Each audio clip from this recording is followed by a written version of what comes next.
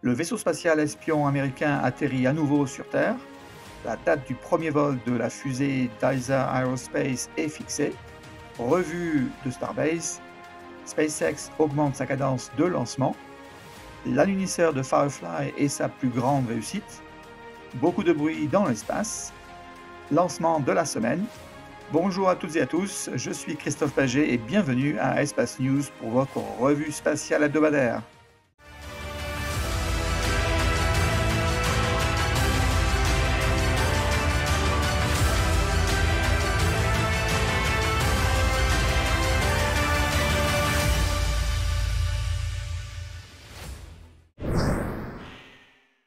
Les forces spatiales des États-Unis d'Amérique ont dernièrement lancé leur avion spatial X-37B, fabriqué par Boeing.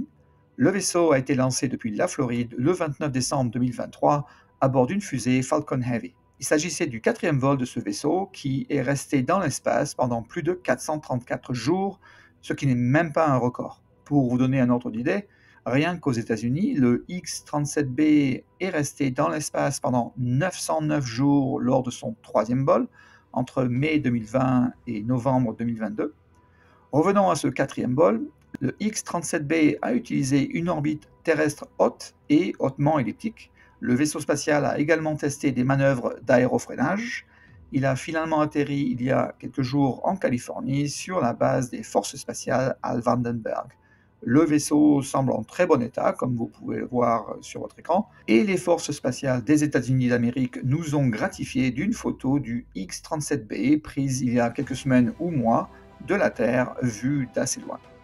La compagnie allemande ESA Aerospace a obtenu une licence de l'autorité norvégienne de l'aviation civile pour lancer sa fusée baptisée Spectrum depuis le port spatial d'Andoya, dans le nord-ouest du pays.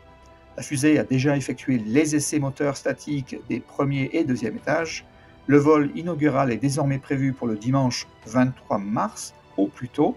Je couvrirai bien sûr cet événement et souhaite bonne chance à ESA Aerospace pour le premier lancement vertical d'une fusée européenne depuis un port spatial européen.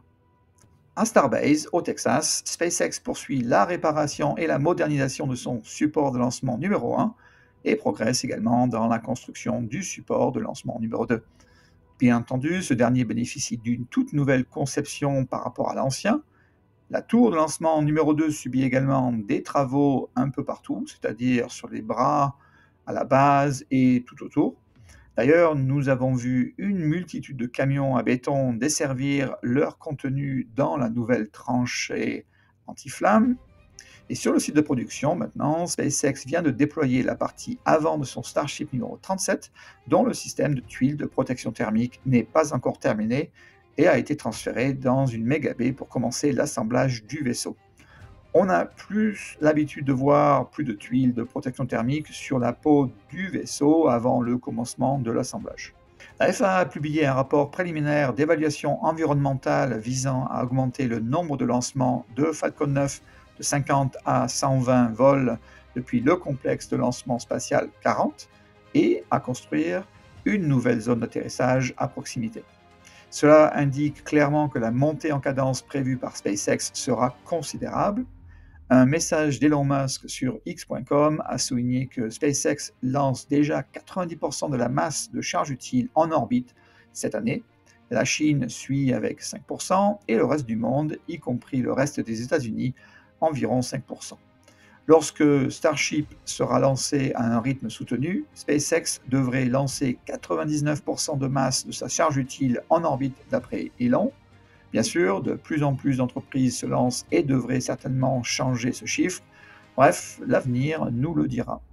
Au cours des 7 dernières décennies, seulement 152 missions lunaires ont tenté d'atteindre la Lune.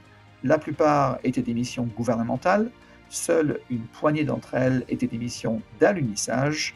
Firefly Aerospace est la seule entreprise privée à avoir réussi à se poser sur la surface lunaire en un seul morceau et à l'endroit, et même à atteindre tous les objectifs fixés. L'alunisseur baptisé Blue Ghost transportait 10 instruments pour la NASA et s'est posé dans la Mare Crisium au début du jour lunaire pour une durée d'environ 2 semaines, soit la durée de la lumière du jour lunaire. Si vous parvenez à patienter jusqu'à la fin de cet épisode, vous verrez de magnifiques images de Blue Ghosts. Néanmoins, se poser en toute sécurité sur la Lune est extrêmement difficile et un débutant sur ce type de véhicule a réussi là où des équipes gouvernementales expérimentées ont échoué. Donc bravo à l'équipe Firefly pour cet incroyable exploit. Un voyage très attendu et médiatisé vers la SSI est celui de l'équipage numéro 10 de SpaceX, composé d'un astronaute de la JAXA, Takuya Onishi, d'un cosmonaute de Roscosmos, Kirill Peskov, et de 2 astronautes de la NASA, Nicole Ayers et Anne McClain. Ils sont arrivés à bord de la SSI le 16 mars pour remplacer l'équipage numéro 9. D'ailleurs, l'équipage numéro 9 a également fait beaucoup parler de lui dans les médias, car 2 d'entre eux étaient des astronautes de la NASA effectuant des essais en vol pour la capsule Starliner de Boeing, Sunita Williams et Butch Wilmore. Ils ont rejoint l'astronaute de la NASA Nick Hague et le cosmonaute de Roscosmos Alexander Gorbunov. La capsule SpaceX a atterri sans aucun problème au golfe du Mexique ou d'Amérique, cela dépend à qui vous demandez, et l'équipage a été récupéré et ramené aux installations de la NASA pour des examens médicaux. Je ne m'étendrai pas sur la controverse médiatique, mais vous en avez peut-être déjà suffisamment entendu parler. Cette semaine a été chargée. Le 14 mars, SpaceX a lancé une Falcon 9 depuis la Floride pour sa mission de remplacement d'équipage à bord de la SSI avec l'équipage numéro 10. Cette mission remplacera l'équipage numéro 9, incluant les 2 astronautes d'essai du Boeing Starliner. La capsule Dragon a effectué son 4e vol, tandis que le premier étage a effectué son 2e vol avant de revenir sur site. Le 15 mars, Rocket Lab a lancé sa fusée Electron depuis la Nouvelle-Zélande pour sa mission Le règne du dieu de la foudre.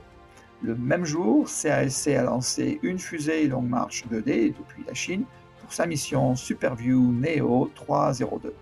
Plus tard dans la journée, SpaceX a lancé une Falcon 9 depuis la Californie pour sa mission Transport 13 dédiée à une orbite héliosynchrone. Le premier étage a effectué son 13e vol avant de revenir sur site.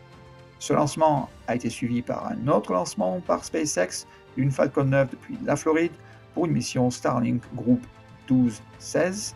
Le premier étage a effectué son 18e vol avant de se poser sur un drone ship. Et le 16 mars, le Centre spatial de recherche et de production Khrunichev a lancé une fusée Angara 1.2 depuis la Russie pour sa mission Cosmos 2585-7. Le 17 mars, Galactic Energy a lancé une fusée Ceres-1 depuis la Chine pour sa mission Auld Lang Syne. Il doit y avoir un fan de l'Écosse chez Galactic Energy. Le 18 mars, Rocket Lab a lancé une fusée Electron depuis la Nouvelle-Zélande pour sa mission High Five pour la société toulousaine Kineis. Le même jour, SpaceX a lancé une Falcon 9 depuis la Floride pour sa mission Starlink Group 12-25. Le premier étage a effectué son 19e vol et s'est posé sur un drone ship. En résumé, du 1er janvier au 20 mars 2025, 57 fusées ont été lancées avec succès. Sur ce total, 37 provenaient d'une entreprise ou d'une institution américaine, 13 de Chine et 4 de Russie. Je vous laisse cette semaine avec des images très récentes de l'alunisseur Blue Ghost de Firefly Aerospace, actuellement stationné à la surface de notre Lune, près du bassin de Mare Crisium. L'alunisseur s'est posé avec succès sur la Lune le 2 mars, juste à son lever de soleil, et a exploité plusieurs charges utiles avec succès jusqu'au coucher du soleil le 17 mars 2025. Ce que vous voyez sont les dernières images de l'alunisseur Blue Ghost du coucher de soleil avant 2 autres semaines d'obscurité. Les alunisseurs d'aujourd'hui, souvent sans source de puissance nucléaire, ne survivent pas aux températures froides des nuits lunaires. C'est donc un adieu à l'alunisseur Blue Ghost. Quant à moi, je vous dis au revoir et à bientôt pour un prochain épisode de vos actualités spatiales.